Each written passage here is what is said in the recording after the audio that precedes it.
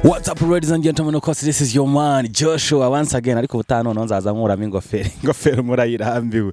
So what is Joshua having right now? By the way, abantu benshi bungu tuma twakora ibintu byinshi kugira ngo tujye mu ijuru no tujye mu ijuru, abenshi barakizwa abandi bakagira gute, gusa hari ikintu kimwe ntangaza nk'ubu uko muri kubikeka, ko muri kubikeka mwavuze ko Yesu azaza nk'umujura akaza nk'ibogari, akabanza agahera nka za Nyamirambo, imagine noneho ibyo dukeka ari byo bitandukanye, ugasanga wa muntu nye wari ugize nk'urumogi niwe winjiye ijuru, wowe urasigaye.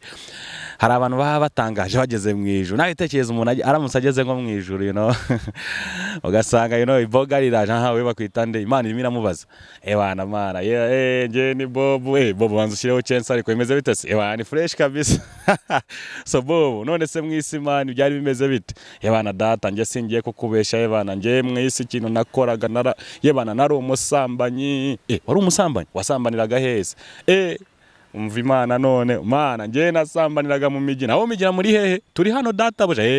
Mugende mumuhereze ku buntu mwese. Mugende wese mumuhereze tu, nurangiza uhite winjira ijuru. Ugasaba ibintu nyine uko bikeka biratangaje, nyine ntago ariko bimeze. Akaza wenda nk'umuntu, we bakwita nde? Bana data buja nge rwose banyita. Bana nge data buja ntago nzi se, nge bana nge banyita Riki wakoraga iki? Bana data nge nari bana narikinishaga. Warikinishaga? Ko nabwe ngo mujye mwisi, mubyare mwaguke, we nukuvuga ngo waransuzugwe. Data buja rwose nshobore kuba naribesha, jya muri utazimo ugasanga nawe agiye muri utazimo akahita hazo. Wowe bakwita nde? Nge data buja rwose banyita Knowless. Knowless, we wakoraga iki? Data buja rwose nge ikintu nakoze nzi ko cyagushimisha, nasezeranye imbere yawe. Wasezeranye ngewe nawe wari imbere yanyu? Bana data buja rwose nari imbere yawe nge na Kirema. Jya muri utazimo akahita hazo undi wenda. Ubu se umuntu waba utunganye yaba ari nkandera, akaza wenda urugero nkande nka Shadebo.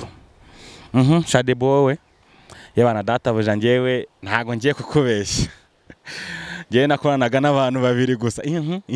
Data buja rwose urumva nakubeshya ni Davido na Diamond. Ubu ngubu mbaguhaye se mwagenda mukikorera ibyanyu nk'uko byari bisanzwe. Data buja rwose nta kibazo, nge nta soni nagira. Nabohereje ikuzimu mano kubasangeyo. Akahita hazo wowe, bana data buja nge rwose ndi Pifura. Pifura, we wakoze iki? Data buja nge namwe ikiyobyabwenge. Warabuyobyaga niwe wabwihaye, jya muri utazima. Akazo bana hagomba kuza n'abayobozi rega. We bakwita nde? Bana buse perezida nanjye urashidikanya, wenda reka haze nka Gitwaza.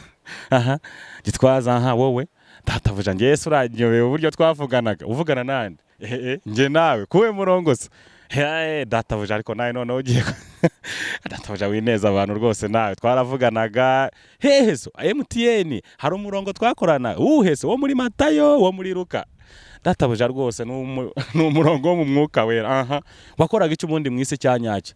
Data buja nge rwose reka mane nkubwiye banyita Pastor Gitwaza. Nitwazaga ijambo ryawe rwose.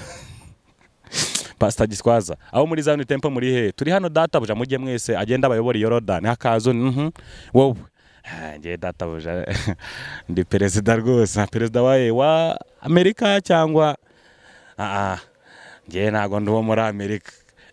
Hari wa Amerika ninde? Ni Donald Trump, icyo nakimano yikuzima. Wowe nge rwose ndi Museveni. We bite byawe? Bana ngewe nayoburaga igihugu cya Uganda. Se we washwanaga na Bobi Wine? Manuka ikuzima, ibyo twarabyo. Wowe bana data buja nge banyita Kamindi Joshua, nari umunyarwenya. Umva rero reka ngwereke, ugiye kuvuga ijambo rimwe nutansetsa ndahita nkumanura ikuzimu, twagiye. Data buja rwose hari ikintu kimwe kijya kincanga cyihese. Bana data buja ujye uvuga ngo tuzamure icyubahiro cy'Imana, bana tukakizamura, ahandi nabo bakaza tuzamure icyubahiro cy'Imana, pastor tukakizamura, umudiyakoni akazamura icyubahiro cy'Imana, data buja tukakiza. Ako data buja ikintu njya nibaza, umugingo we wakimanuye twakizamuye nuwa hehe? Imana ikahita iseka, Joshua wagiye ijuru rwose ritambuke. Let's meet next time. This was Joshua.